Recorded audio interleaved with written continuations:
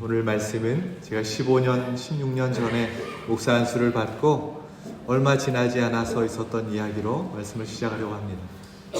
70세가 넘으신 한 분 집사님이, 여자 집사님이 제게 오셔서는 목사님, 화장 2장 예배 좀 드려주세요 라고 부탁을 하셨어요. 그래서 화장 예배면 화장 예배고 2장 예배면 2장 예배지 무슨 화장 2장 예배일까 제가 물었습니다. 그랬더니 이 집사님이 하시는 말씀이 6.25 전쟁통에 시아버님이 돌아가셨는데 이 묘지를 관리할 사람이 이제 남자들이 다 죽고, 가족 중에 남자들이 다 죽고 본인과 이 시누이 이 딸밖에 남지 않아서 묘지를 관리할 사람이 없으니까 이 시아버지 묘 6호를 이렇게 꺼내서 화장을 한 후에 수목장으로 2장 예배 드려달라고 그렇게 부탁을 하셨던 것이었습니다. 그래서 제가 달력에 빨갛게 표시를 해놓고 정한 날이 되었어요. 화장 2장 예배를 드리려고 가려고 하는데 이제 부탁하셨던 집사님, 시누이 70세가 넘으신 할머니 두 분과 또 구역을 담당하는 구역 권사님도 70세가 넘으신 권사님이셨어요. 그리고 오늘 묘지를 파야 되는데 함께 일하러 같이 오신 분이 79세 조 선생님이셨어요. 모두 다 70세가 넘으신 분들이셨죠.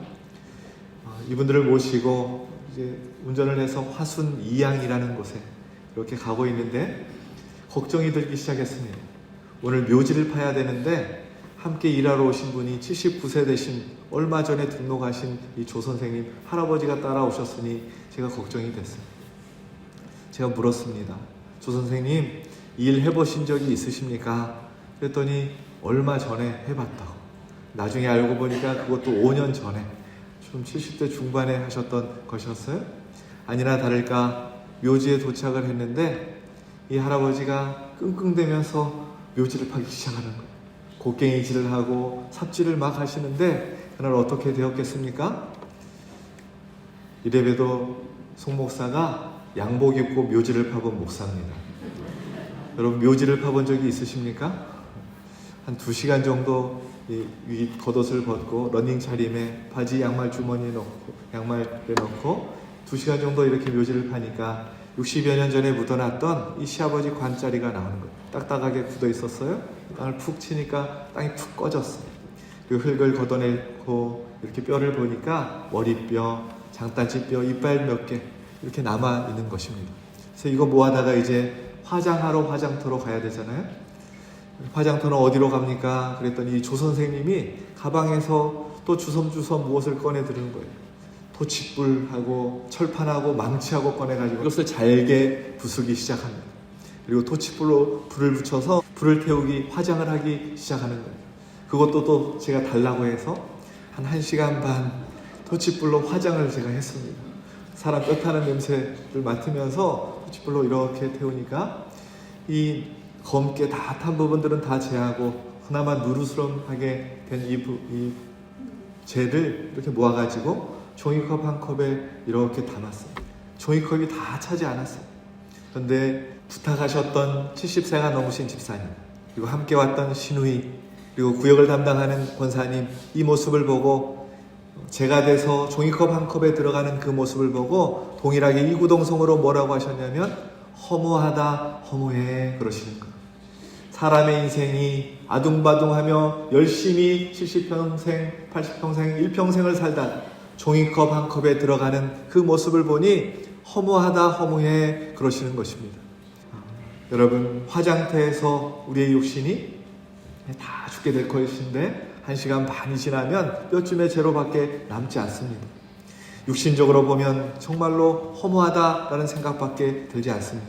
그러나 허무하지 않는 것이 있습니다. 그것은 하나님께서 우리의 인생을 통하여 이루신 일들은 결코 허무하지 않습니다. 내 인생을 통해서 하나님께서 하신 일은 결코 허무하지 않습니다. 그래서 주님께서 이렇게 말씀하세요.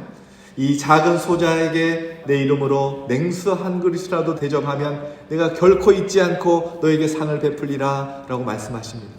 요한일서 2장 17절 말씀에도 우리 함께 봉독합시다. 이 세상도 그 종역도 지나가되 오직 하나님의 뜻을 행하는 자는 영원히 거하느니라. 아멘. 세상과 세상에 내가 멈출 수 없는 이 욕망도 다 사라지지만 하나님께서 바라시는 그 일을 하는 그 일은 결코 없어지지 않는다, 영원히 남는다라고 성경은 우리에게 가르쳐주고 있습니다. 그러므로 오늘 우리가 우리 자신에게 던져야 할 가장 중요한 질문이 한 가지 있습니다. 경기가 어려워서 집값이 떨어지고 땅값도 떨어지고 사업도 어렵지. 이때 어떻게 해야 하는가? 그것이 어떻게 보면 우리에게 너무나 중요한 문제일 수 있습니다. 그러나 성경은 우리에게 보다 더 중요한 질문을 던지고 있습니다. 나의 인생은 허무한 인생인가? 나의 인생은 하나님께 쓰임받는 인생인가 하는 질문입니다. 하나님 앞에 섰을 때 나의 인생은 하나님께서 어떻게 평가하실까? 이 질문이 우리에게 무엇보다 중요한 질문이라는 것입니다. 여러분은 지금껏 어떤 인생으로 살아오셨습니까? 어떻게 살고 계십니까? 무엇을 위해서 그렇게 열심히 살아오셨습니까? 오늘 본문은 하나님께 쓰임받은 한 사람을 우리에게 소개하고 있습니다. 바로 아나니아라는 사람입니다. 별로 유명한 인물이 아니었어요. 성경에 오늘 본문에 한번 언급이 되고 또 사도행전 22장에 가면 사도 바울이 자신의 이 사건을 간증하면서 한 번 더 언급하면서 꼭 2번 등장합니다. 그러나 아나니아의 인생을 통해서 하나님께서 우리에게 말씀하시고자 하는 말씀이 무엇인가? 이 아나니아는 하나님 앞에 쓰임받는 인생을 살았다라는 것입니다. 오늘 이 아침에 아나니아가 어떻게 하나님 앞에 쓰임받는 인생을 살 수 있었는가? 이 말씀을 나누려고 하는데 이 아침에도 선포되어지는 하나님의 말씀을 나에게 주시는 하나님의 말씀으로 아멘하고 받으셔서 허무한 인생에서 벗어나 하나님께 쓰임받는 인생으로 변화되는 귀한 은총이 저와 여러분에게 넘치길 예수 그리스도의 이름으로 축원합니다. 오늘 본문 10절은 그때라고 시작합니다.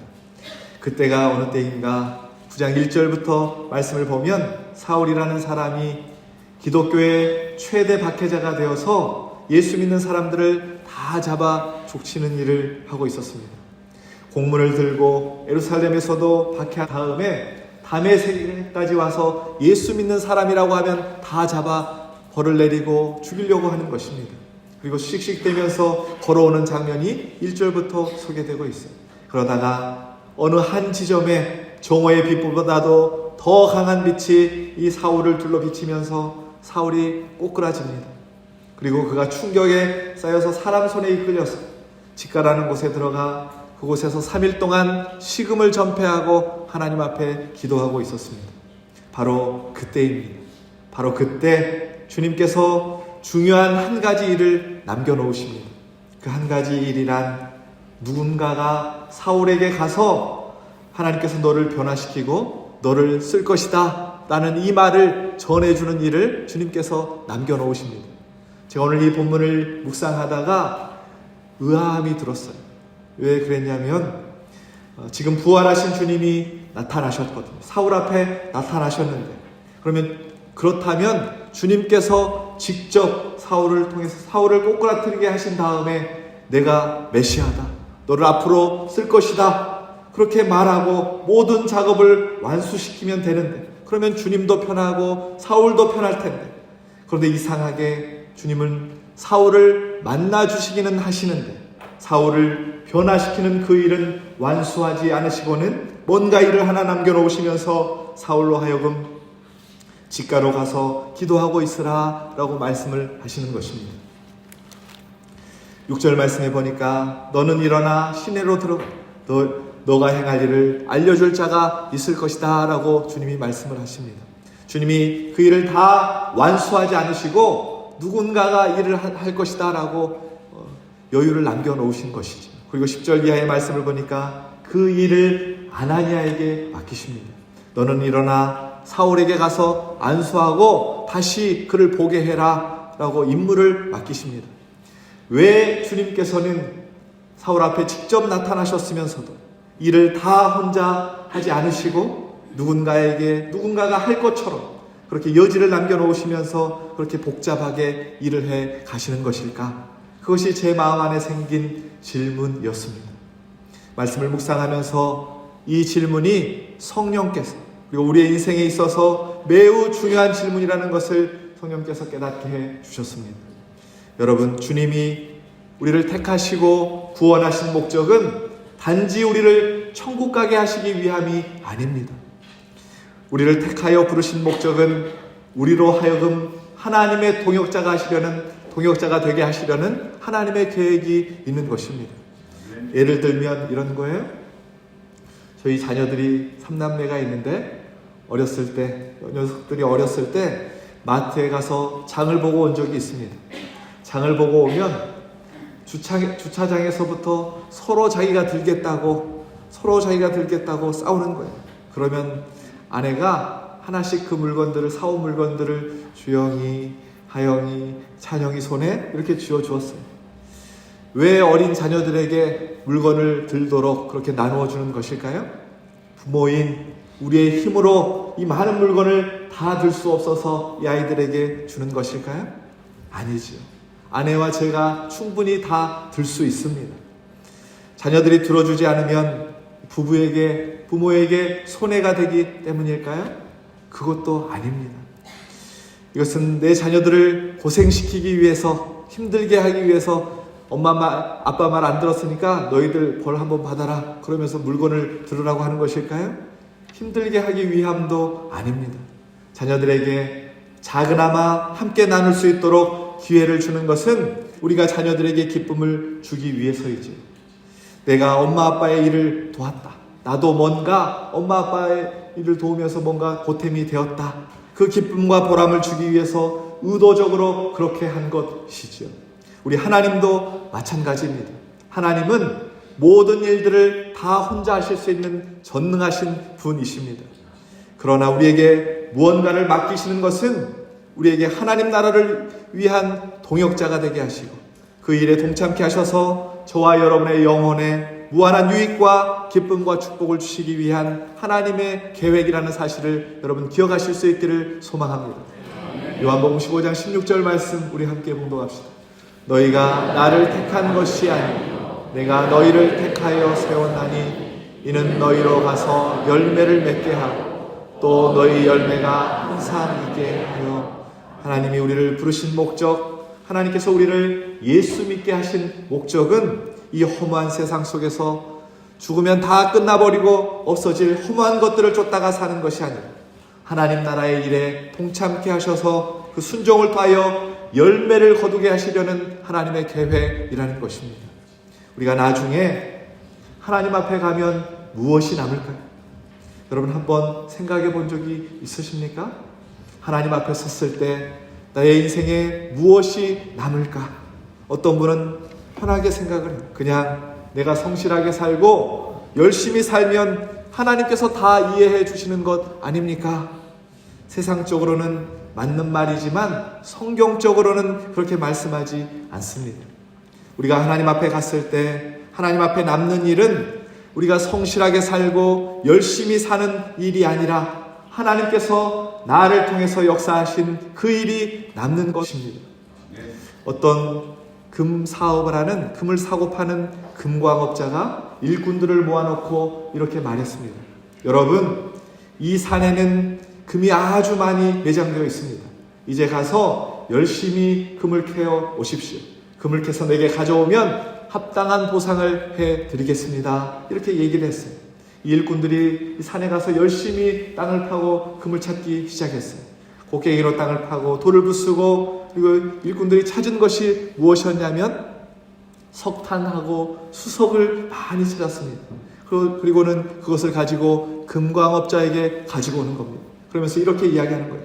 내가 성실하게 열심히 땅을 파고 돌을 깨서 석탄을 찾았습니다. 이 수석을 캐냈습니다. 그런데 앞뒤가 맞지 않는 것 같아요.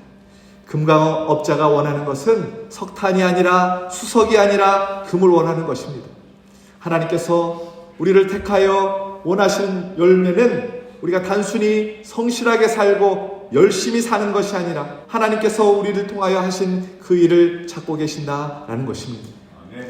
개그 우먼 김미화 씨가 있습니다. 여러분 아실지 모르겠어요. 김미화 개그 우먼.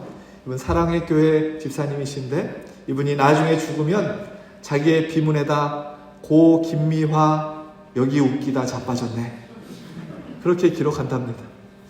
고 김미화 여기 웃기다 자빠졌네. 수많은 사람들이 웃었습니다. 여러분, 우리의 인생을 다 마친 그날 우리의 비문에 무엇이 남아야 할까요? 여기 하나님의 손에 붙들려 쓰임받은 하나님의 사람이 잠들다. 우리의 비문에 이렇게 써여져야 되지 않겠습니까? 사랑하는 여러분, 우리의 인생은 결코 길지 않습니다. 어떤 권사님이 저에게 그랬어요. 목사님, 금방 지나가 버려요. 하나님을 위해서 일할 수 있는 시간이 그리 많지 않습니다. 하나님의 손에 붙들려 쓰임받고 살아가는 삶이 가장 복되고 귀한 삶이라는 사실을 기억하시고 주님이 맡기신 하나님 나라의 일을 감당하다 주님께서 부르셨을 때 가족들이, 자녀들이, 교우들이 무엇보다도 하나님께서 인정해 주시는 그런 복된 인생을 살아가시는 저와 여러분 되시길 예수 그리스도의 이름으로 축원합니다. 주님께서 아나니아에게 명령하십니다. 우리 11절 말씀 함께 봉독합시다. 주께서 이르시되 일어나 집 가라 하는 거리로 가서 유다의 집에서 다섯 사람 사울이라 하는 사람을 찾으라. 그가 기도하는 중이니라. 지금 이 상황은 아나니아에게 있어서 너무나 심각하고 난처한 상황입니다. 왜냐하면 아나니아가 소문으로 듣기에는 이 사울이라는 사람이 너무 포악하고 너무 무서운 사람이었습니다. 예루살렘에서도 예수 믿는 사람들을 잡아서 고문을 가하고 옥에 결박을 하고 옥에 가두고 스데반을 죽일 때, 돌로 쳐 죽일 때 가장 앞장서서 스데반을 죽였던 사람이 이 사울이었습니다. 그렇게 악랄하게 쓰임받았던 인물이라는 것을 소문을 통해서 아나니아가 다 듣고 알고 있었습니다. 그렇기 때문에 주님의 명령은 아나니아에게 가서 안수하고 그 눈을 뜨게 해주라 라는 이 명령은 아나니아에게 너무나 할 수 없는, 쉽게 행할 수 없는, 순종할 수 없는 어려운 순종을 요구하고 계신 것이었습니다. 그래서 주님께서 가라고 하신 이 명령 앞에 이 아나니아가 반문을 합니다. 우리 13절 14절 말씀 함께 봉독합시다. 아나니아가 대답하되 주여 이 사람에게 대하여 내가 여러 사람에게 싸운즉 그가 예루살렘에서 주의 성도에게 적지 않은 해를 끼쳤다 하였니 여기서도 주의 이름을 부르는 모든 사람을 결박할 권한을 대제사장들에게 받았나이다. 무슨 대답입니까? 주님, 저보고 사자의 입으로 들어가라고 하시는 것입니까? 저 가면 죽습니다. 이 말을 아나니아가 하고 있는 것입니다. 그러자 주님께서 이렇게 말씀하십니다. 15절 말씀 함께 봉독합시다. 주께서 이르시되 가라. 이 사람은 내 이름을 이방인과 임금들과 이스라엘 자손들에게 전하기 위하여 택한 나의 그릇이라. 아멘. 이 사람은 택한 나의 그릇이다 라는 주님의 말씀을 듣고 놀랍게도 아나니아는 이런 반구 변명도 없이 곧장 일어나 사울에게 달려가는 것입니다. 여러분, 이것이 주님께 쓰임받은 사람들의 공통적인 특징입니다. 주님의 명령이 떨어졌을 때 물론 그것이 의문이 될 때 질문할 수 있어요. 그러나 그것이 주님의 말씀이라고 확신이 되어지면 곧바로 순종한다라는 것입니다. 하나님의 말씀이라는 사실이 확신이 되어지면 내 생각을 내려놓고 그 말씀 앞에 내 생각을 거는 것입니다. 그런데 대부분의 사람들이 하나님의 말씀 앞에 쓰임받지 못하는 이유, 그 이유는 그 잘난 자신의 생각, 자신의 경험을 붙잡고 주님과 씨름하기 때문입니다. 주님, 이건 안 됩니다. 제가 어떻게 갑니까? 그 사람은 큰일 납니다. 이 일은 제가 못합니다. 주님, 제 성격 아시지 않습니까? 주님, 절대로 저는 못합니다. 결국 주님께서 쓰시려고 하다가 자신의 생각을 못 꺾으니까 잔을 옮기시는 것이지. 오늘 본문을 보면 아나니아가 죽을 것 같은 주님의 명령 앞에 순종하고 나아갑니다. 17절, 18절 말씀 함께 봉독합시다. 아나니아가 떠나 그 집에 들어가서 그에게 안수하여 이르되 형제 사울아, 주 곧 내가 오는 길에서 나타나셨던 예수께서 나를 보내어 너로 다시 보게 하시고 성령으로 충만하게 하신다. 즉시 서에서 이 같은 것이 보서져 다시 보게 된지라. 일어나 세례를 받고. 아멘. 사울의 머리에 아나니아가 손을 얹습니다. 안수하고 기도했더니 눈의 비늘이 벗겨지고 성령 충만이 부어집니다. 그리고 눈을 뜨게 되는 것이지. 여러분, 이 능력은 아나니아에게 있는 것이 아니었어요. 아나니아가 주님의 명령에 순종하니까 하나님께서 아나니아를 통해서 행하시고 계신 것입니다. 하나님의 역사는 언제 일어나는가? 하나님이 하나님의 일을 계획하시고 누군가에게 명령하십니다. 그 일에 순종하면 하나님의 역사가 나타난다라는 것이지. 주님께서 내가 할 수 없고 하면 죽을 것 같은 그 명령을 내리실 때는 그 명령 뒤에는 내가 반드시 역사하겠다라고 하는 하나님의 능력이 뒷받침되어 있는 것입니다. 그러나 우리는 하나님의 능력을 믿지 못합니다. 내가 어떻게 해요? 가면 큰일 납니다. 하다 보니까 결국은 그 선을 넘지 못하고 평생 하나님께서 나를 쓰신 놀라운 일들을 경험할 수 없는 것입니다. 그러나 여러분, 순종해 보십시오. 아나니아처럼 쓰러져 있는 사울에게 가 보십시오. 바로 그리할 때 하나님의 놀라운 역사를 저와 여러분의 삶 가운데 경험하게 될 줄로 믿습니다. 중요한 것은 내 생각을, 그 잘난 내 생각을 내려놓는 것입니다. 내 계획을 좀 포기하는 것입니다. 이용규 선교사님이 쓰신 더 내려놓음이라는 책이 있습니다. 이 선교사님이 몽골에서 선교를 할 때였는데, 몽골 선교를 하면서 3,000km가 넘는 초막과 광야길을, 사막길을 가야 할 일이 생겼었답니다.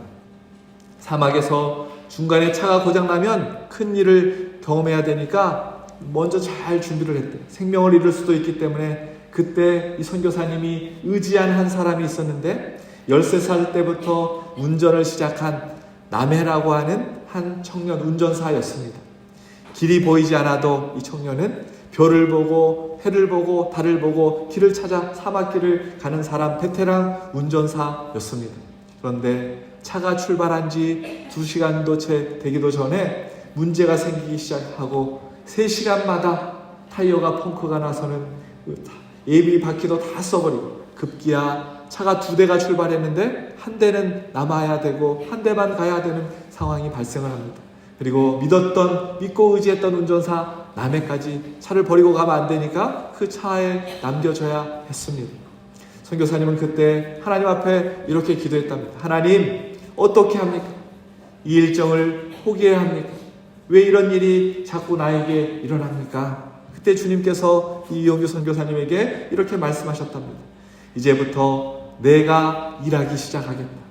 네가 붙잡고 있는 건 내려놓는 이 순간부터 내가 일하기 시작하겠다. 그렇게 말씀을 하시더라는 거예요. 그리고 여행하기 시작하는데 그 지역에 도착을 하면 그 지역을 누구보다 잘 아는 운전사가 딱 기다리고 있더라는 거예요.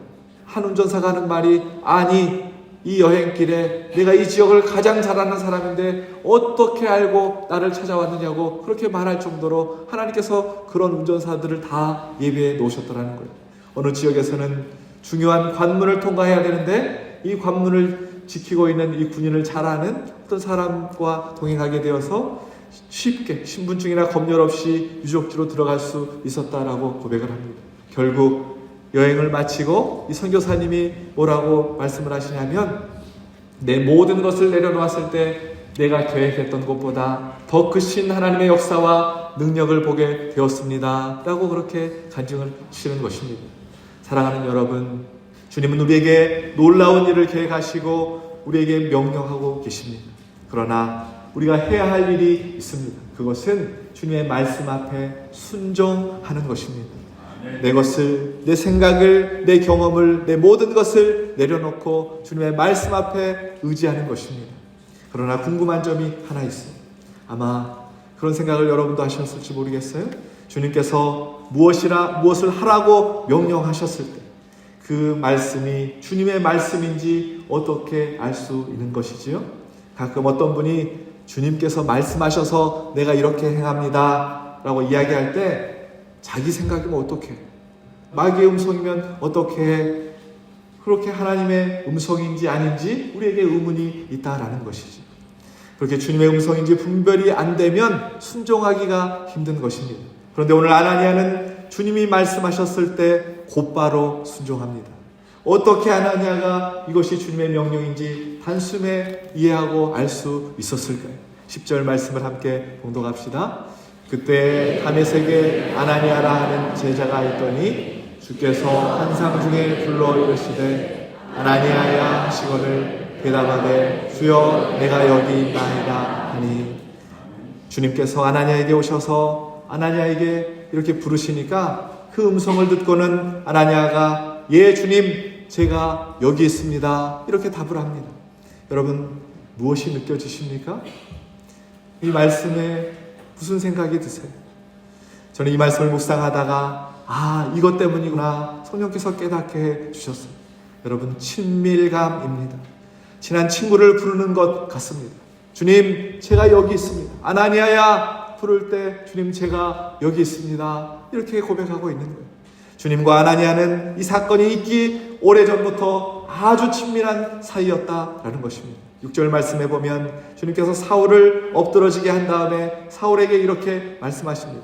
너는 일어나 시내로 들어가 내가 행할 것을 네게 이를 자가 있느니라 하시니, 주님이 믿고 있는 한 사람, 내 친한 친구 아나니아가 있다라는 확신이 주님에게 있으신 것이었죠. 내가 일어나서 사울에게로 가라 하면 분명히 갈 사람, 아나니아에 대한 확신이 주님께 있으셨다라는 것입니다. 이미 주님과 아나니아는 중요한 부탁을 맡길 수 있을 만큼 친밀한 사이였다라는 것이죠. 바로 이것이 주님의 음성을 들을 수 있는 이유이고 순종할 수 있었던 이유였습니다. 유정옥 사모님이 쓰신 울고 있는 사람과 함께 울 수 있어서 행복합니다 라는 책이 있어요. 이 책에 두 아이를 입양한, 이 사모님이 두 아이를 입양한 내용이 나오는데, 종로가에서 교회를 개척을 하고 얼마 되지 않은 날이었는데 병색이 짙은 한 중년의 남자와 딸과 아들을 데리고, 두 아이를 데리고 이 가족이 예배를 드리러 왔습니다. 그리고 아이들과 함께 교회에서 주는 점심을 먹고는 그냥 그렇게 돌아가는 거예요. 2달 동안 한 주도 빠지지 않고 그렇게 예배를 드리고 밥을 먹고 이렇게 돌아가는 거예요. 그리고는 아무 말도 안 하고 저 사모님만 물끄러미 쳐다보고 인사만 하고 그냥 그렇게 가더라는 겁니다. 그러던 어느 날 그 아들에게서 교회로 전화가 왔습니다. 아버지가 갑자기 숨을 쉬지 않는다는 거였어요. 집을 물었더니 성남시 수정동이라고 하는 거예요. 종로 5가에서 1시간, 2시간 가야 합니다. 멀리 떨어져 있는 곳이었어요. 2달 동안 그렇게 왔는데 갑자기 아버지가 숨을 쉬지 않는다는 말을 듣고는 이 사모님이 빨리 주변의 어른들에게 이야기하고 119에 전화해서 아버지를 병원으로 옮기라고 했습니다. 목사님과 사모님이 급히 그 병원에 찾아갔지만 그 아버지는 결핵이 너무 심하게 걸리셔서 이미 돌아가신 후였습니다. 빈소를 차려놓는데 아무도 찾아오지 않았어요. 초등학교 6학년 아들과 2학년 딸이 이야기를 해주는데 아버지는 고하셨고 외삼촌 한 분이 남아있는데 엄마가 돌아가신 후에 연락도 안 된다고 이야기를 하는 것입니다. 장례를 치러주면서 남겨진 두 아이가 걱정이 되었어요. 그때 사모님이 빈소를 지키면서 이 아이들의 아버지를 생각을 했답니다. 그 책에 이렇게 기록을 해 놓으셨어요. 그 아버지는 왜 우리 교회까지 먼 곳으로 와서 예배를 드렸을까? 무엇을 하나님께 기도했을까? 아마도 저 아이들을 맡길 가정을 찾으셨으리라. 그 아이들을 잘 길러줄 새 부모를, 그 후보 중에 내가 뽑힌 게 아닐까? 나는 가슴이 뛰기 시작했다. 우리 부부를 그렇게 착하게 여기셨다니, 우리 부부를 그렇게 믿으셨다니. 그리고 장례를 마치고 그 두 아이를 입양하게 되었노라고 그렇게 고백을 하십니다. 사랑하는 여러분, 하나님은 사람을 통해서 하나님의 일을 이루어 가십니다. 오늘 또 그 일을 맡길 한 사람을 주님은 찾고 계십니다. 주님이 누구를 즐겨 사용하실까요? 그 마음이 온통 주님으로 채워져서 날마다 주님과 친밀한 교제 속에 살아가는 한 사람을 찾고 계시는 것입니다. 주님과 내 마음이 다르면 주님의 명령이 들려도 순종할 수 없는 것이지. 그러나 항상 주님과 대화하고 온 마음 다해서 주님을 사랑하는 그 사람은 주님께서 쓰고 계시는 것입니다. 바라옵기는 늘 기도를 통해 주님과의 친밀한 교제를 나누고 늘 순종이 몸에 배어서 주님이 어떠한 부탁을 하셔도 어떠한 명령을 하셔도 주님의 말씀 앞에 토달지 않고 즉각적으로 아멘하고 순종하실 수 있는 유독의 모든 성도님들 되시길 예수 그리스도의 이름으로 축원합니다. 이제 말씀을 정리하겠습니다. 여러분, 우리의 인생은 그리 길지 않습니다. 언제 주님 앞에 설지 모르고 주님이 언제 우리에게 오실지 모릅니다. 주님은 믿었어도, 교회는 오래 다녔어도 주님 앞에 드릴 열매가 하나도 없이 가는 일은 있어서는 안 된다는 것입니다.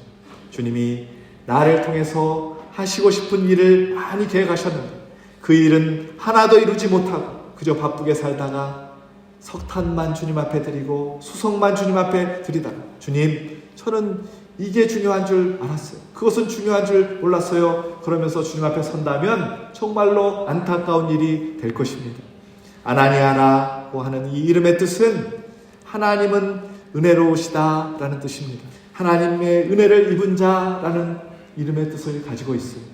하나님의 은혜를 입은 자는 우리와 똑같이 하나님의 은혜가 필요한 사람들에게 이 은혜를 나누어 줘야 할 사명이 있는 것입니다. 여러분, 우리 안에 하나님으로부터 받은 사랑과 은혜는 무엇입니까? 믿지 않는 남편과 믿지 않는 아내, 믿지 않는 자녀들, 주저앉아 있는 가족들, 넘어져 있는 사울과 같은 사람들에게 하나님으로부터 받은 은혜와 사랑을 전하고 생명을 전하는, 그래서 그 영혼을 살려내고 하나님의 마음을 시원케 해드리는 저와 여러분 되셔서 주께서 부르시는 그날에 잘하였도다 충성된 종아 칭찬 듣는 우리 유독교회 모든 성도님들 되시길 예수 그리스도의 이름으로 축원합니다.